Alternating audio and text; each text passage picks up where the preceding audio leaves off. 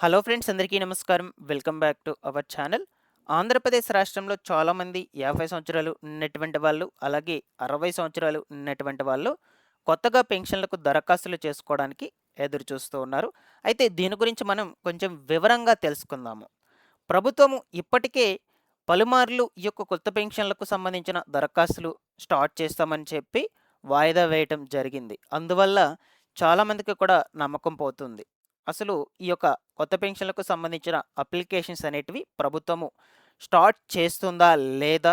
ఒకవేళ అప్లికేషన్స్ కనుక మొదలుపెట్టినట్లయితే ఏ తేదీ నుంచి దరఖాస్తులు చేసుకోవడానికి అవకాశం ఇస్తుంది?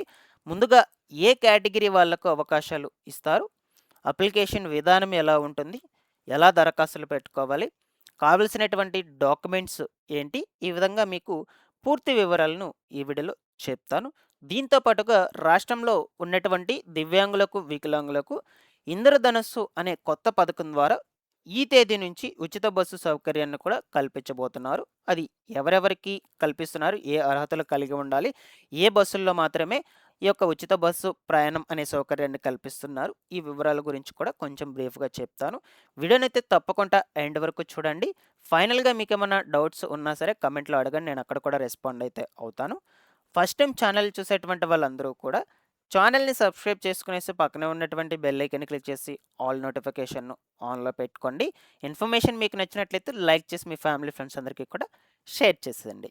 లేట్ చేయకుండా టాపిక్‌లో గనుక వచ్చేసినట్లయితే మొట్టమొదటిగా వచ్చేసి మనము ఈ వీడియోలో రాష్ట్రంలో ఉన్నటువంటి దివ్యాంగులు, వికలాంగులు ఎవరైతే ఉన్నారో సో వీళ్ళందరికీ కూడా ఇంద్రధనస్సు అనే పథకం కింద ఈ నెల 18వ తారీఖు నుంచి ఓకేనా? ఈ నెల 18వ తారీఖు నుంచి ఉచిత బస్సు ప్రయాణం సౌకర్యాన్ని అయితే కల్పించబోతుంది మన ఏపీ ప్రభుత్వము. అయితే ఈ నెల 18వ తారీఖు నుంచి రాష్ట్రంలో మీరు ఉచిత బస్సు ప్రయాణం పొందాలి అంటే మీ దగ్గర ఉన్నటువంటి సదరం సర్టిఫికెట్‌లో ఖచ్చితంగా 40% పైన మీకు డిజేబిలిటీ అనేది ఉండాలన్నమాట. ఓకేనా? 40% పైన 100% మధ్యలో ఎంత ఉన్నా సరే రాష్ట్రంలో మీరు ఈ నెల 18వ తారీఖు నుంచి ఉచిత బస్సు ప్రయాణం అనే సౌకర్యాన్ని పొందవచ్చు. ఈ యొక్క ఇంద్రధనస్సు అనే పథకం ద్వారా. బాగా గుర్తుపెట్టుకోండి. అండ్ దీంతో పాటుగా ప్రస్తుతము ఇస్తున్నటువంటి 50% రాయితీ అనేది కూడా మీకు అలాగే కొనసాగుతుంది. సో, ఈ యొక్క 50% రాయితీ అనేది కొన్ని కేటగిరీ బస్సుల్లో ఇస్తున్నారు. అలాగే ఉచిత బస్సు ప్రయాణం అనేది కొన్ని కేటగిరీ బస్సుల్లో ఇస్తున్నారు. సో, అది ఏ బస్సుల్లో మీకు ఇస్తున్నారు అనే విషయం గురించి కూడా చెప్తాను. ముఖ్యంగా వచ్చేసి మీ సదరం సర్టిఫికేట్‌లో 40% పైన ఉండాలి. 40% కంటే తక్కువ 1% ఉన్నా సరే మీరు ఈ ఉచిత బస్సు ప్రయాణాన్ని పొందలేరనమాట. సో, అందుకని చెప్తున్నాను. సో, ఇక మీరు ప్రయాణం చేసేటప్పుడు ఏ విధమైనటువంటి కార్డులను క్యారీ చేసుకొని వెళ్ళాలి అంటే, మీ దగ్గర సదరం సర్టిఫికేట్ ఉన్నా సరే, మీకు ఈ ఉచిత బస్సు సౌకర్యం అనేది కల్పిస్తారు. ఈ యొక్క ఆర్టీసీ బస్సుల్లో. అలాగే మీకు దగ్గర యూడీఐడీ కార్డ్ ఉన్నా సరే, మీరు ప్రయాణం చేయొచ్చనమాట. ఈ రెండిట్లో ఏదైనా ఒక కార్డ్‌ని మీరు క్యారీ చేసుకొని వెళ్ళాలి. సో, జనరల్‌గా చాలామందికి కూడా యూడీఐడీ కార్డ్స్ అనేటువంటి వాటినైతే తీసుకొని వెళ్తూ ఉంటారు. సో, మీకు గనక యూడీఐడీ కార్డ్ లేకుండా ఉన్నట్లయితే దానికి ఎలా దరఖాస్తులు చేసుకోవాలి? ఎక్కడికి వెళ్లి అప్లికేషన్స్ పెట్టుకోవాలి? ఎలా పొందాలి? ఈ వివరాల గురించి నేను సెపరేట్‌గా వీడియో చేస్తాను. సో, దానికి మీకు వీడియో కావాలి అంటే కమెంట్ సెక్షన్‌లో అడగండి. దాన్ని బట్టి నేను వీడియో చేయడానికి ప్రయత్నం అయితే చేస్తాను. ఇకపోతే ఏ బస్సుల్లో ఉచిత బస్సు సౌకర్యం అనేది కల్పిస్తున్నారో అది చూద్దాము.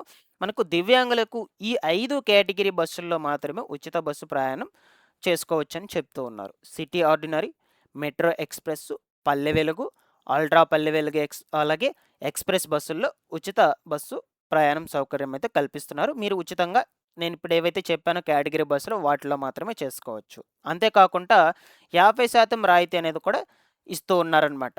ఓకేనా? ఇంటర్ స్టేట్ బస్సులు ఏవైతే ఉంటాయో ఆర్టీసీ బస్సులు సో, వాటిల్లో మీకు 50% రాయితీ అనేది ఇస్తారు.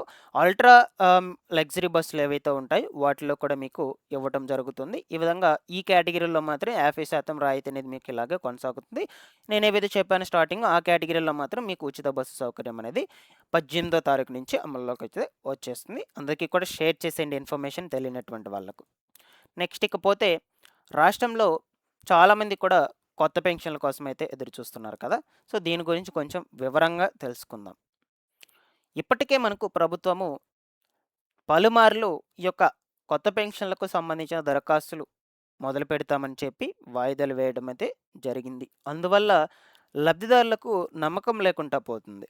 రీసెంట్‌గా కూడా రాష్ట్రంలో ఉన్నటువంటి దివ్యాంగులకు, వికలాంగులకు, దీర్ఘకాలిక వ్యాధిగ్రస్తులకు, క్యాన్సర్ రోగులకు, డయాలిసిస్ చేసుకునేటువంటి వాళ్ళకు వీళ్ళందరికీ కూడా పెన్షన్లకు దరఖాస్తులు చేసుకోవడానికి అవకాశాలు ఇస్తామని చెప్పడం జరిగింది. అది కూడా లిమిట్‌తో జిల్లాకు 200 మందికి మాత్రమే ఇస్తామని, రాష్ట్ర వ్యాప్తంగా 5,600 మందికి మాత్రమే అవకాశం కల్పిస్తామని చెప్పడం జరిగింది. బట్ దానికి కూడా ఇంకా అప్లికేషన్లు అనేటువంటివి స్టార్ట్ చేయలేదు. అందువల్ల లబ్ధిదారులకు కొంచెం నమ్మకం లేకుండా పోతుంది. అయితే అసలు ఈ దరఖాస్తులు అనేటువంటివి మొదలు పెడతారా లేదా? మీకు ఒక క్లారిటీ అయితే ఇస్తాను. ఒకవేళ మొదలు పెట్టినట్లయితే ఎప్పటి నుంచి మొదలు పెడతారు? ముందుగా ఏ కేటగిరీ వాళ్ళకు అవకాశాలు ఇస్తారు? అప్లికేషన్ ప్రాసెస్ ఎలా ఉంటుంది? కావాల్సినటువంటి డాక్యుమెంట్స్ ఏమిటి? ఈ విధంగా చూద్దాము.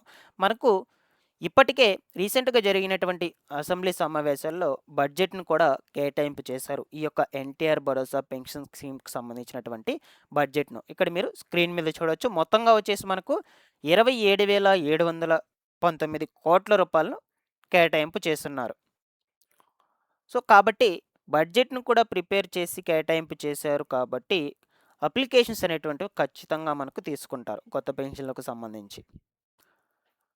కాబట్టి మీకు ఈ యొక్క అప్లికేషన్స్ తీసుకున్న తరువాత వెరిఫికేషన్స్ ఉంటాయి. వెరిఫికేషన్స్ కంప్లీట్ అయ్యాక అర్హులు, అనర్హుల జాబితాలను డిసైడ్ చేసి ఇక ప్రతి నెల కూడా మీకు రావాల్సినటువంటి పెన్షన్ మొత్తం ఎంత ఉంటుందో అంత నెల పంపిణీ చేయడం జరుగుతుంది. బడ్జెట్‌ను కూడా కేటాయింపు చేశారు కాబట్టి దీంతో పాటుగా ప్రతిపక్ష పార్టీలు పలుమార్లు విమర్శలు కూడా తీసుకొస్తున్నారు. పెన్షన్లకు సంబంధించి కొత్త పెన్షన్లు కల్పిస్తామని పార్టీ ఈ యొక్క ప్రభుత్వం అమల్లోకి వచ్చిన స్టార్టింగ్‌లో చెప్పారు. బట్ ఇంతవరకు కూడా అమల్లోకి తీసుకురాలేదు అని పలు ప్రతిపక్ష పార్టీలు కూడా ఈ యొక్క విమర్శలు చేస్తున్నారు. ఈ నేపథ్యంలోనే మనకు కూటమి ప్రభుత్వము ఈ కొత్త పెన్షన్లకు వీలైనంత త్వరగా అవకాశాలు కల్పిస్తామని చెప్తూ ఉన్నారు. చూద్దాం ఎప్పటి నుంచి అప్లికేషన్స్ అనేటువంటివి మొదలు పెడతారనే విషయం గురించి. ముందుగా వచ్చేసి ఏ కేటగిరీ వాళ్ళకు అవకాశాలు ఇవ్వచ్చు అంటే నేను చెప్పాను కదా! జిల్లాకు 200 మందికి అవకాశాలు కల్పిస్తారు అనని. ఓకేనా? రాష్ట్ర వ్యాప్తంగా వచ్చేసి అవి 5,600 మందికి మాత్రమే అవకాశాలు కల్పిస్తారనమాట.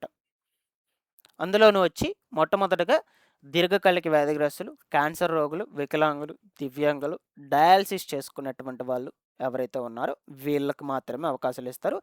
దీని గురించి కొంచెం బ్రీఫ్‌గా మనం కేటగిరీస్ వైస్‌గా చూద్దామండి. మీకు క్లియర్‌గా అర్థమవుతుంది. ఫస్ట్ ఆఫ్ ఆల్ వచ్చేసి ఈ యొక్క డిజేబుల్డ్ పెన్షన్ వీళ్ళకి 6,000 రూపాయలైతే ఇస్తారు. సాధారణంగా వికలాంగతత్వం కలిగి ఉన్నటువంటి వాళ్ళకు, బహుళ వికలాంగతత్వం కుష్ఠరోగులు వాళ్ళకు కూడా అవకాశం ఉంటుంది. పూర్తిగా వికలాంగులైనటువంటి వాళ్ళు, వీల్ చైర్ లేదా మంచానికి పరిమితమైనటువంటి వాళ్ళు అప్లై చేసుకోవచ్చు. శరీరంలో కదలిక లేనటువంటి వాళ్ళు, తీవ్రమైనటువంటి మజిల్స్ వ్యాధులు, ప్రమాద బాధితుల పడినటువంటి వాళ్ళకు, అలాగే కిడ్నీ, తలాసిమియా వ్యాధులు కలిగినటువంటి వాళ్ళు కావచ్చు, డయాలిసిస్ చేసుకున్నటువంటి వాళ్ళు కావచ్చు. ఓకేనా? డైలీ దాంతో పాటుగా ఇక్కడ మనకు చూడొచ్చనమాట. డయాలిసిస్ చేసుకునేటువంటి వాళ్ళకు, సికిల్ సెల్ కలిగినటువంటి వాళ్ళకు, తలాసిమియా వ్యాధి కలిగినటువంటి వాళ్ళకు అవకాశాలైతే కల్పిస్తారండి. ఈ విధమైనటువంటి వాళ్ళు ముందుగా దరఖాస్తులు పెట్టుకోవచ్చు. వీళ్ళకి మాత్రమే అవకాశం ఇస్తారు. ఇక వీళ్ళు అప్లికేషన్స్ పెట్టుకోవాలి అంటే ఎటువంటి డాక్యుమెంట్స్ ఉండాలి?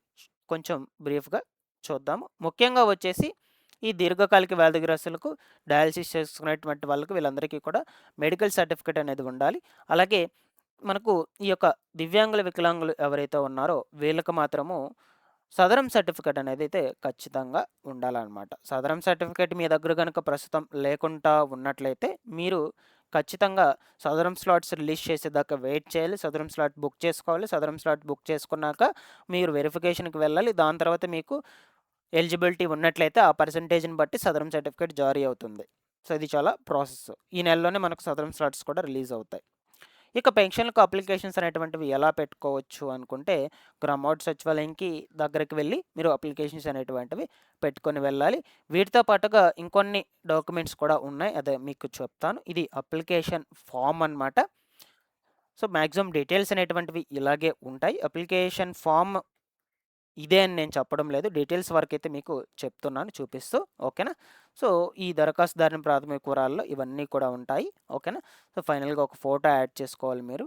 అండ్ దీంతో పాటుగా ఈ కొన్ని documents Aadhaar card xerox, Aadhaar update history xerox, caste certificate xerox, income certificate xerox, rice card xerox, గడిచిన 6 నెలల క్రితం కరెంట్ బిల్ జిరాక్స్‌లు, పెన్షన్ రకాన్ని బట్టి సంబంధిత పత్రం. సో, అది మీకే పెన్షన్ ఏదైతే అది దానికి రిలేటెడ్‌గా సర్టిఫికేట్ ఖచ్చితంగా చేపించుకొని ఉండాలి మీరు. ఇలాగా అప్లికేషన్ ప్రాసెస్ అనేదైతే ఉంటుంది. సో, నేను అప్లికేషన్ ప్రాసెస్ మొదలుపెట్టినప్పుడు వెంటనే మీకు ఎప్పటికప్పుడు అప్డేట్ అనేదైతే అందజేస్తుంటాను. ఎప్పటి నుంచి స్టార్ట్ చేస్తారు అనే వివరాల గురించి ముందు ముందు రోజుల్లో మనకి ఇంకా కొన్ని కొత్త రూల్స్ కూడా రిలీజ్ చేస్తుంది ప్రభుత్వము. ఎప్పటికప్పుడు మన ఛానల్ నుంచి అప్డేట్ అయితే చేస్తూ ఉంటాను. గైస్ రెగ్యులర్‌గా మన ఛానల్‌ని ఫాలో అప్ చేస్తుండండి. Thanks for watching this one.